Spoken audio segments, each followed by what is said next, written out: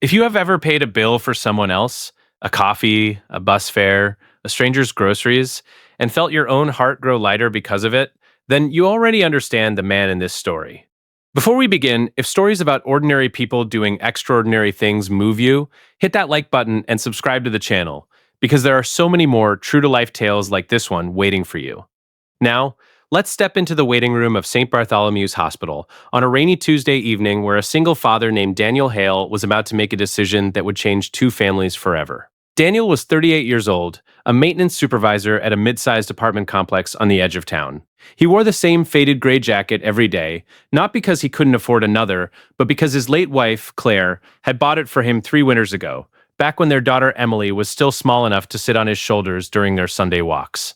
Claire had passed away after a long battle with an illness that drained not just her strength, but the family's savings. Daniel never spoke about those final months to anyone except Emily, and even then, only in the gentlest of terms. What people in town knew about Daniel was simple. He worked hard, he showed up early, he fixed things that others gave up on, and he raised his daughter alone with a quiet, steady kind of love that asked for no applause. That Tuesday evening, Daniel had brought Emily to the hospital for a routine checkup after she'd taken a small tumble at school. The doctors assured him it was nothing serious, a mild sprain, nothing more. But as a father who had already lost the love of his life to a hospital bed, Daniel could not help the tightness in his chest every time he walked through those sliding glass doors. He sat in the waiting room, flipping through an old magazine without reading a word of it, while Emily colored quietly beside him with a box of crayons the nurse had given her. It was there, in that fluorescent-lit room filled with the smell of antiseptic and old coffee, that Daniel first noticed her. A young woman, maybe in her mid-20s, sat 2 rows across from him, her face pale, her hands trembling as she clutched a folder of hospital paperwork. Beside her sat a boy no older than 6, his sneakers untied, his small legs swinging nervously off the edge of the plastic chair. The woman kept glancing at the folder, then at the boy, then back at the folder, as though the numbers printed on that paper might change if she looked at them enough times. Daniel didn't mean to eavesdrop, but hospitals have a way of making strangers into unwilling witnesses to each other's private storms. He heard the woman speaking in a hushed, cracking voice to a hospital billing clerk who had approached her with a clipboard. The clerk explained, matter-of-factly, that the boy's emergency surgery from 2 nights prior, an appendectomy that had turned complicated, had left a balance that insurance would only partially cover. The remaining amount, the clerk said, needed at least a partial payment today, or the account would be sent to collections, a black mark that would follow the young mother for years. "I don't have it," the woman whispered, so quietly that Daniel almost didn't catch it. "I don't have $4,000. I don't even have 400 right now. Please, can we set up a payment plan?" "Anything? I'll pay anything I can every month. Her voice broke entirely, and she pressed a hand to her mouth, turning her face away from her son so he wouldn't see her cry. The little boy, sensing his mother's distress despite her efforts to hide it, reached over and patted her knee with his small hand. "It's okay, Mommy," he said. "I'm not hurting anymore. The doctor fixed me." His innocent reassurance, meant to comfort her, seemed instead to break something loose in her, and she pulled him into a tight hug, her shoulders shaking silently. Daniel sat frozen for a long moment. He thought of Claire. He thought of the nights he had sat exactly where this young mother now sat, staring at bills he could not pay, praying that somehow the universe would show mercy on a man who was simply trying to keep his family alive. Nobody had shown him that mercy. He remembered the cold efficiency of billing departments, the collection calls that came at dinner time, the shame that curled in his stomach every time he had to explain to a nurse that he needed just one more day, one more week to gather the money. He thought about how, in those darkest months, one gesture of unexpected kindness, a coworker who had quietly covered a week's groceries, a neighbor who mowed his lawn without being asked, had kept him from drowning entirely. Those small mercies had not solved his problems, but they had given him enough air to keep swimming. And here, in front of him, was a young mother sinking in the very same water he once had. The memory of those years came back to him in fragments, the way grief often does, arriving not as a single wave, but as 1,000 small splashes that catch you off guard at the strangest times. He remembered the diagnosis first, the specific sterile way the oncologist had said the word, as though saying it gently might soften what it meant. He remembered Claire's hand tightening around his in that small consultation room, her knuckles going white, her breath catching before she composed herself and asked the doctor practical questions, always the practical one, even as her own world quietly ended. He remembered driving home in silence, Emily asleep in her car seat in the back, unaware that the life she knew was about to be rearranged forever. The months that followed blurred into a routine of hospital visits, insurance phone calls, and whispered arguments in hospital hallways about which treatments they could afford and which they would have to forgo. Daniel remembered nights spent at the kitchen table long after Emily had gone to bed, spreadsheets glowing on his laptop screen, trying to make numbers stretch further than they were capable of stretching. He remembered the particular shame of asking his own mother for a loan, the humiliation of watching his credit card balance climb higher each month, the quiet terror of wondering what would happen to Emily if both her parents' finances and her mother's health collapsed at once. There had been a night near the end when Claire, thin and pale against the hospital pillows, had taken his hand and made him promise something he had never forgotten. "When this is over," she said, her voice barely a whisper, "however it ends, promise me you won't let what we've been through make you hard. Promise me you'll still be soft enough to help someone else, even when it costs you something." At the time, Daniel had thought she meant it as comfort for herself, a way of imagining her compassion continuing after she was gone. He hadn't understood, not fully, how literally he would one day have to keep that promise. After she passed, there had been a stretch of months when Daniel operated on pure survival instinct, waking, working, caring for Emily, sleeping, and repeating it all again with barely enough emotional bandwidth left to grieve properly. It was during that stretch that the small kindnesses of others had mattered most. A coworker named Pete, who worked alongside him in the maintenance department, had noticed Daniel skipping lunch for 2 weeks straight and began quietly leaving an extra sandwich in the break room fridge with his name scrawled on the bag, never mentioning it, never expecting thanks.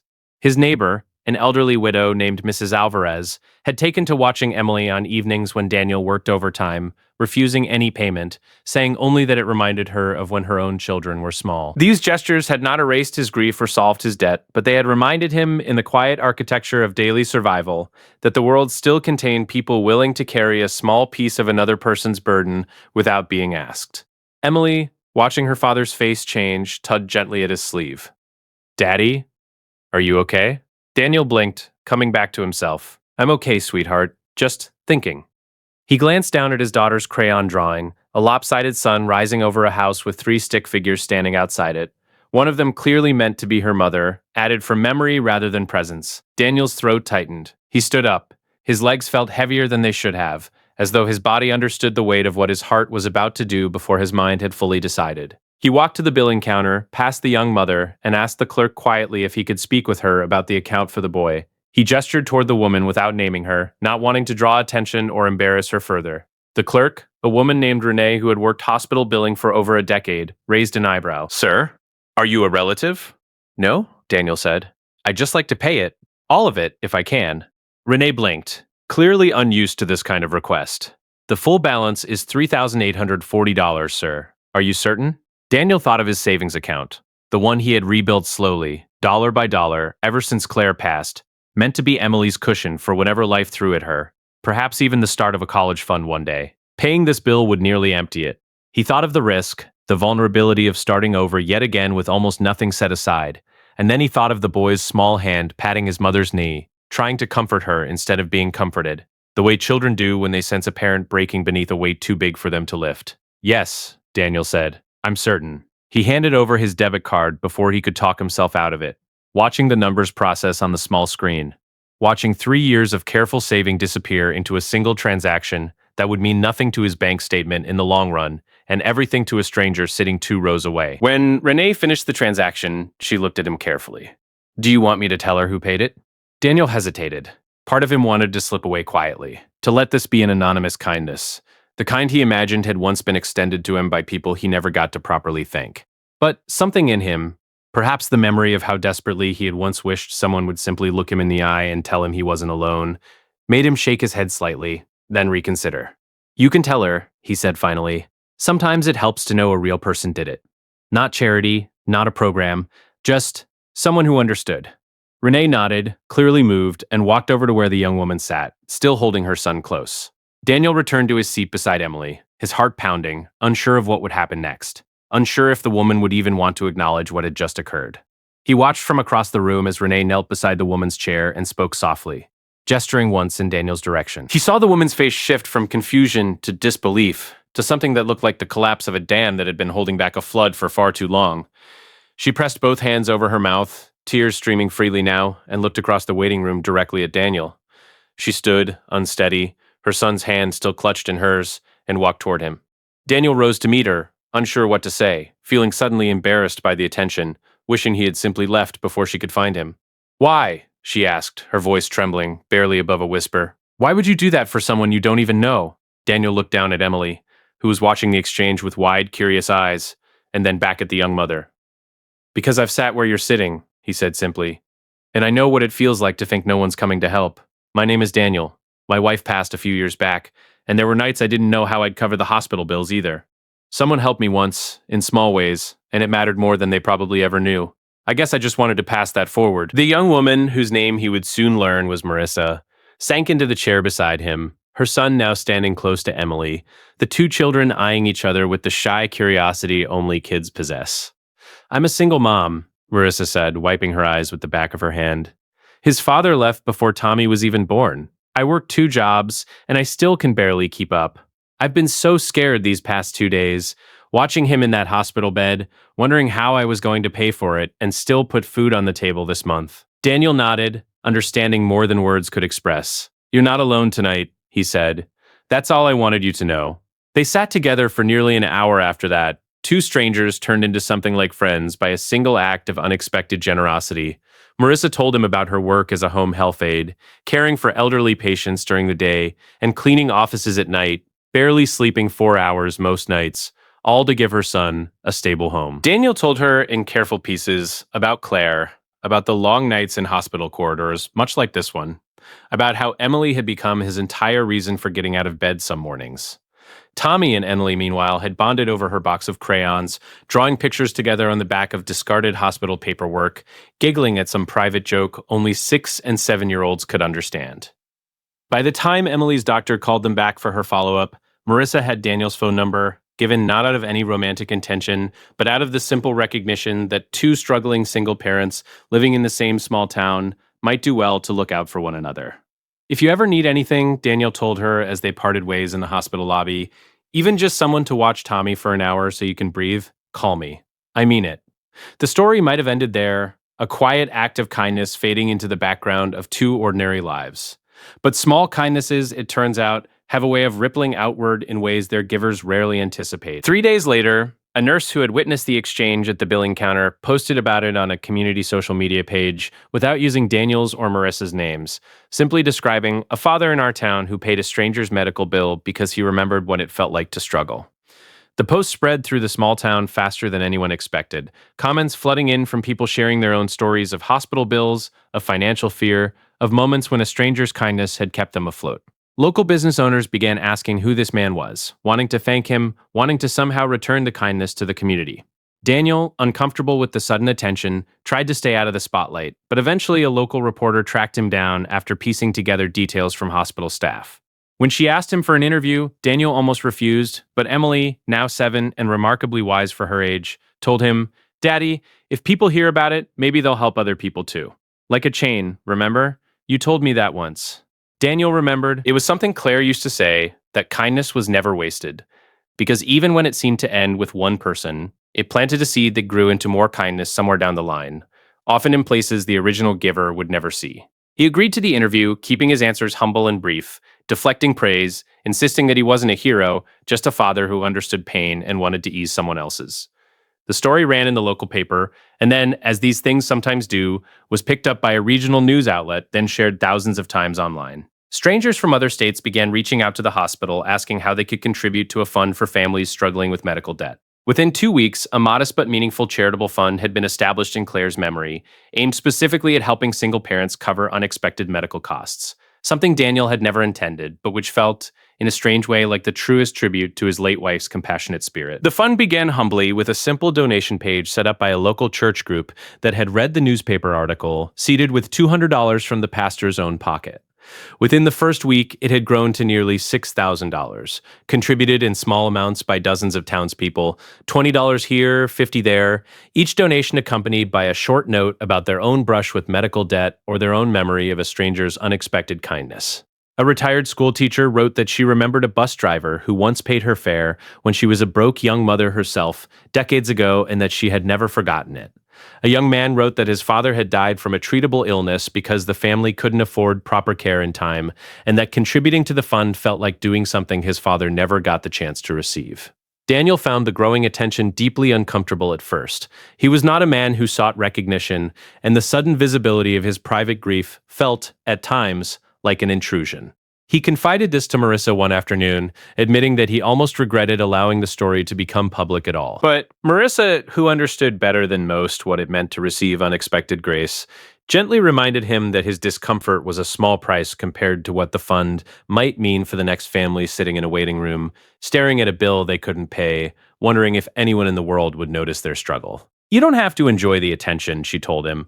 You just have to let it do some good while it's here. Then it can fade, and you can go back to being invisible, if that's what you want. Her words settled something in him. He agreed to let the hospital administration use his and Claire's names on the fund, on the condition that all future publicity be minimal, focused entirely on the families it helped rather than on him. Within 3 months, the fund had assisted 11 other families in the town and surrounding county, covering partial hospital bills for a teenager's broken leg, a grandmother's cardiac procedure, and a young couple's premature newborn who had spent 3 weeks in the neonatal intensive care unit. Each time a new family was helped, the hospital sent Daniel a short, anonymous note. No names, no details, simply a line letting him know that another piece of the burden Claire once carried in her final months had been lifted from someone else's shoulders. He kept every one of those notes in a small wooden box on his dresser, beside a photograph of Claire holding newborn Emily, and read them on the nights when grief crept back in uninvited. Marissa, meanwhile, found herself unexpectedly connected to a support network she hadn't known existed. Other single parents in town, moved by her story and Daniel's kindness, began checking in on her, offering rides, spare hours of childcare, hand-me-down clothes for Tommy. What had once been a life of isolating struggle slowly transformed into a life within a community that noticed her, that cared whether she made it through each week intact. Daniel and Marissa remained friends, their children growing closer over shared afternoons at the park, Tommy and Emily becoming as close as siblings within a matter of months. There was no dramatic romance to this story. Sometimes the truest thing two struggling people can offer each other is simply solidarity, the reassurance of not being alone in a difficult season of life. Daniel found, too, that in helping Marissa, something inside himself had begun healing as well. The money he had spent that evening was gone, yes, but in its place had grown something he hadn't realized he was missing, a sense of purpose beyond mere survival, a feeling that Claire's compassion still moved through the world because he had chosen to carry it forward. Their friendship settled into an easy rhythm over the following months. On Sundays, Daniel would sometimes cook a large pot of chili or a tray of lasagna, always making enough for Marissa and Tommy to take some home, framing it casually as leftovers he didn't want to waste, so she would never feel like she was accepting charity. Marissa, in turn, began helping Daniel with small things he had let slide since Claire's passing, reorganizing Emily's closet as she outgrew clothes, helping fill out school enrollment forms that Daniel found unexpectedly overwhelming to navigate alone, sitting with him at a parent-teacher conference when work made it impossible for him to attend both that and a plumbing emergency at the apartment complex on the same afternoon. There were harder days, too. Days that reminded both of them that healing rarely moves in a straight line. Marissa had a night, several weeks after the hospital bill was paid, when a car repair bill threatened to derail the fragile stability she had only just begun to feel, and she called Daniel in tears, apologizing over and over for bothering him, insisting she would figure it out herself. Daniel drove over that same evening, not with money this time, but with his toolbox, and spent 2 hours in her driveway under the hood of her old sedan, diagnosing a problem that turned out to be a simple, inexpensive fix rather than the catastrophic failure she had feared. You don't always have to solve it with money, he told her afterward, wiping grease from his hands. Sometimes just showing up is enough. Marissa, watching him from her porch step, realized that what Daniel had given her in the hospital that first night was not merely a payment, but a template for a different kind of relationship. One where struggling people looked out for each other, plainly and without pretense, rather than suffering alone behind closed doors. Emily, too, seemed to blossom in the months that followed. Where she had once been a quiet, watchful child, cautious in the way children of grieving households often become, she grew more talkative, more willing to laugh loudly, more likely to invite Tommy over to build blanket forts in the living room, while the two fathers, for that was how the town had quietly begun to think of Daniel and Marissa, though the label was never quite accurate, sat nearby, talking about nothing in particular, simply grateful for company. Months later, on a warm spring afternoon, Daniel sat on a park bench watching Emily and Tommy chase each other across the grass, their laughter carrying on the breeze. Marissa sat beside him, her posture more relaxed now than he had ever seen it, the weight of constant financial dread visibly lifted from her shoulders after those difficult months. I still think about that night all the time, she said. I don't think you understand what it meant. It wasn't just the money, it was knowing someone saw me, really saw me, when I felt so invisible. Daniel watched their children playing and thought of Claire, of the crayon drawing still taped to Emily's bedroom wall, of the strange and beautiful way grief had led him not to bitterness, but to a deeper capacity for compassion. I think, he said slowly, that the people who've been through the hardest storms are often the ones who can spot someone else drowning the fastest. We just recognize the look in their eyes. Marissa nodded, her own eyes glistening, but no longer with despair, with something closer to gratitude, closer to hope. Well, she said, smiling slightly, thank you for recognizing mine. As the sun began to dip low over the park, casting long golden shadows across the grass, Daniel found himself thinking about all the small, unseen decisions that shape a life. The choice to notice someone else's pain instead of looking away. The choice to give even when giving costs something real. The choice to let compassion outweigh caution. He had walked into that hospital waiting room simply hoping his daughter's ankle would heal quickly. He walked out having helped mend something far more fragile than a sprained joint. A young mother's spirit, worn thin by circumstances beyond her control. And quietly, his own heart as well. If there is one truth this story leaves behind, it is this. Kindness rarely announces itself with fanfare. It often arrives quietly, in fluorescent-lit waiting rooms, in the simple decision of one struggling person to ease the burden of another, expecting nothing in return except the knowledge that no one, in that moment, has to face their hardest night entirely alone. Daniel never thought of himself as extraordinary. He was simply a father who remembered what it felt like to be desperate, and who chose, in a single defining moment, to be the mercy he once wished someone had shown him. And in choosing that, he reminded an entire community, and perhaps now, everyone watching this story, that the smallest acts of generosity can ripple outward in ways we may never fully see, touching lives far beyond the one we set out to help. Years from now, when Emily is grown and perhaps tells this story to her own children, she may not remember every detail of that rainy Tuesday evening in the hospital waiting room. She may not remember the exact amount on the billing screen, or the particular color of the folder Marissa clutched so tightly in her trembling hands. But she will remember, in the way children absorb the deepest lessons without ever being explicitly taught them, that her father was a man who noticed pain in others and chose, again and again, to do something about it. She will remember that even in the depths of his own grief, even while rebuilding a life from the wreckage of losing the woman he loved, Daniel found room in his heart to carry someone else's burden alongside his own. And perhaps one day, faced with her own version of that fluorescent-lit waiting room, she will make the same quiet choice her father once made, passing forward a kindness she never fully understood until it was her turn to give it. If this story moved you even a little, remember that kindness, like Daniel's, doesn't require wealth or grand gestures. It only requires noticing and choosing to act. Share this story with someone who needs a reminder that good people still exist. Subscribe for more stories like this one, and until next time, be the kind of stranger someone else will never forget.